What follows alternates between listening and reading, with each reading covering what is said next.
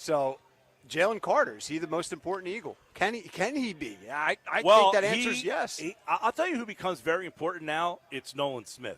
Because with Joe Thuney now moving out the left tackle, or Josh Sweat, somebody who's lined up, the two tackles, as you just heard in that bite, the tackles are the weak spot. We're going to talk to Joe Valerio about this, former Chief. He's host of Believe in the Chiefs podcast.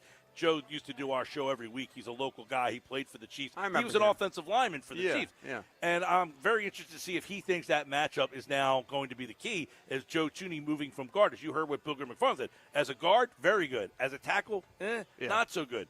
And that means now the Eagles' edge rushers become really the guys that I think you have to put a higher importance on. See, I agree with that, and that makes a ton of sense. But for me, it's just Jalen Carter's so good. I don't want to say it doesn't matter because Nolan Smith's been awesome. 4.5 sacks, the Eagles' franchise record in the postseason this year. But the attention that Jalen Carter demands, I think, makes their lives so much easier. That almost me and you can get a sack. That's why, though, I put the attention on the guys because – if Carter's going to get so much attention, then you have to be able to win your battle. Yes, you have to be able to produce, and I think it makes life a lot easier for them to do it. Because if you go back to the Super Bowl a couple of years ago when these two teams played, now the field again was an ice skating rink, but Hassan Reddick was your guy, and in that game he couldn't get to the quarterback. Right. Yeah, I remember that. That was a factor. But I don't feel any doubt or concern about this team getting to Mahomes, right? It's just a matter of Mahomes is great. Andy Reid is great, right? Like, what are they potentially scheming up to try and combat this Eagles' strength, right?